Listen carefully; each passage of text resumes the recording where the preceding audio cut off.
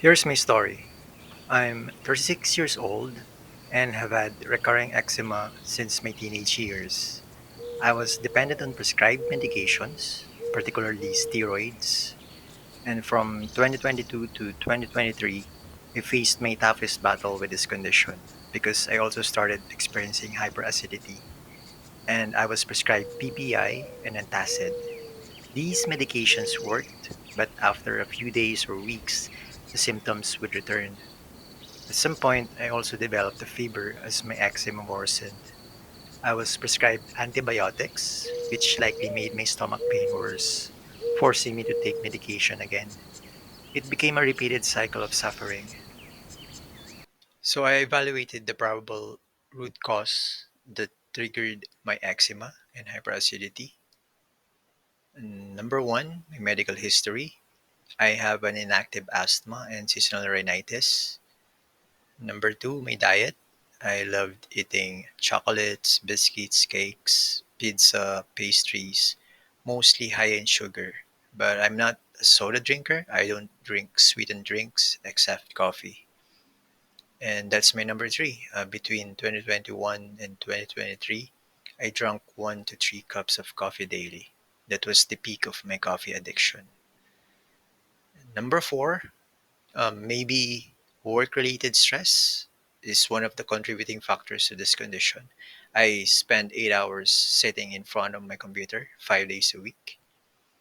Number five, insufficient sleep and inconsistent sleeping patterns. Though I have a fixed work schedule, I'm often distracted by my phone.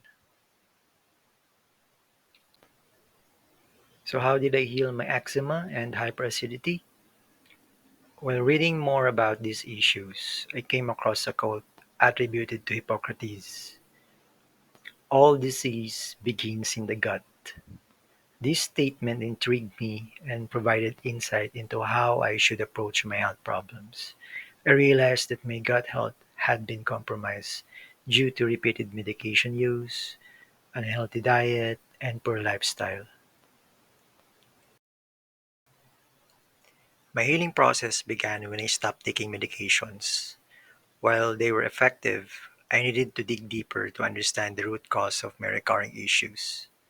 I started changing my diet and incorporating new habits I had never tried before. I eliminated coffee, chocolate, and other high sugar, heavily processed foods. I focused on healing my gut, but the process involved trial and error. I experimented with a vegetarian diet, but it wasn't sustainable, and I didn't notice any significant improvement in my eczema. I tried fish oil, kombucha, kimchi, and chia seeds, but they only worsened my hyperacidity. Eventually, I found success with the following. So, number one, ginger tea. I used real ginger, not the powdered one, as introduced by my mom, who drinks it for an upset stomach. I started with 1 cup a day before bed or after meals and gradually increased to 2 cups daily. It provided instant relief from stomach aches.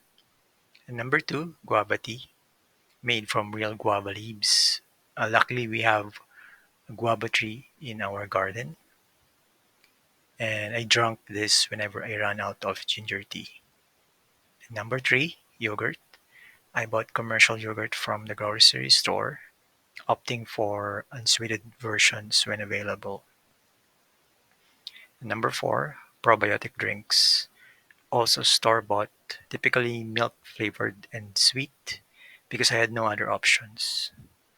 And number five, prebiotic foods. I incorporated vegetables into my main meals and ate fruits as my dessert to support gut health. For my snack time, I ate nuts, particularly cashews, as they are high in magnesium. Sometimes I mix them with yogurt. Number six, sunlight. Since I do not take multivitamins, I make sure to get at least 20 to 30 minutes of sunlight in the morning between 8 a.m. and 10 a.m. I often wear a tank top and shorts to ensure my limbs are well exposed, including my eczema affected area. Sometimes I sunbathe topless. I imagine my skin as a solar panel. I need to expose it properly to absorb as much sunlight as possible, and I do not wear sunscreen at all. Number seven, grounding, or barefoot on the ground. I was skeptical about this at first, but there is substantial scientific evidence supporting its healing benefits. It is also important to approach it with the right mindset. I truly believe this practice is 100% effective. While you may not notice the benefits immediately, patience is key.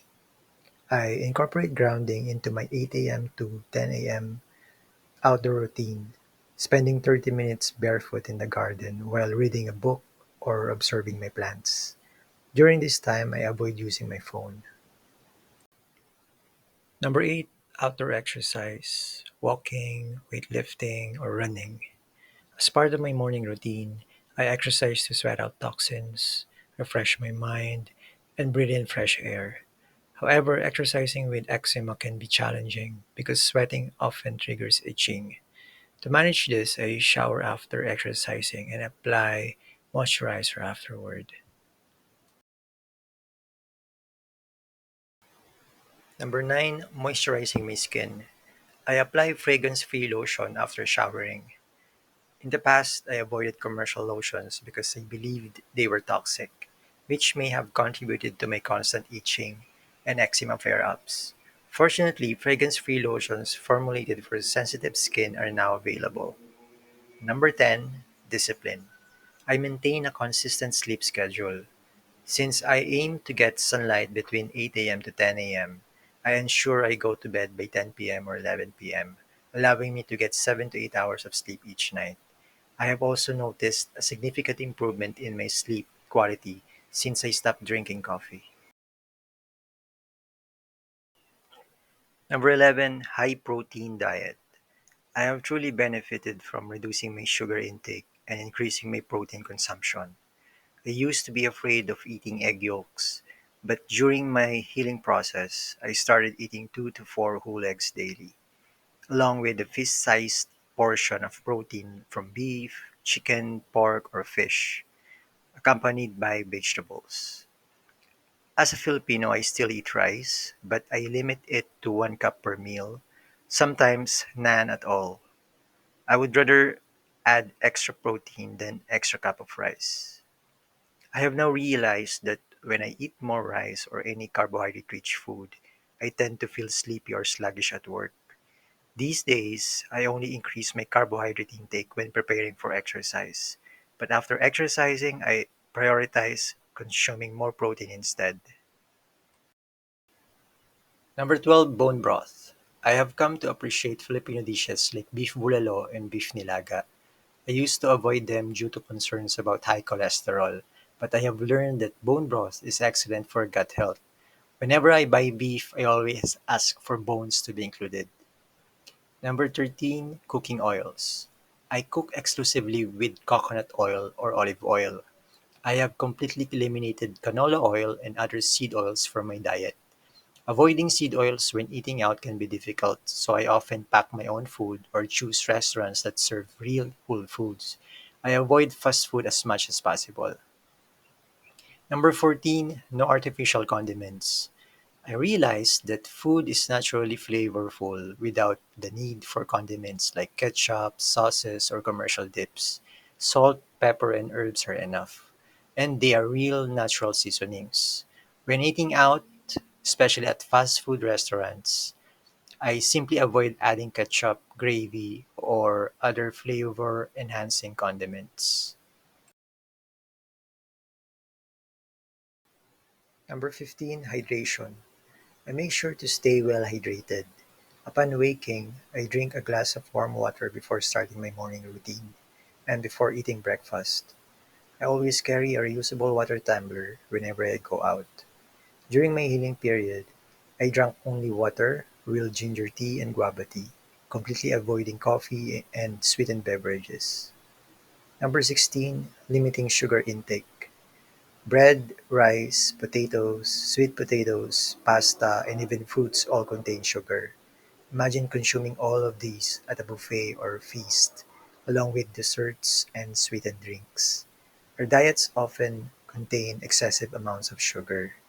I now prioritize natural, nutrient-dense, fiber-rich sources of sugar over heavily processed options that lack nutrients. I also remember my internal medicine doctor advising me never to eat rice and bread together during meals. Instead, I should choose just one. My healing process may not work for everyone, but it has been successful for me. Since late 2023, my severe eczema and hyperacidity have completely disappeared. I have learned that healing takes time and that patience is essential. I have maintained this lifestyle to this day. I am grateful to have discovered these natural healing methods and that they are available in my area. I believe you can do the same and find what works for you. However, please do not disregard medical advice. Always listen to your doctor, but remember that the choice to follow their recommendations is yours. We have the power to decide what is best for our own bodies.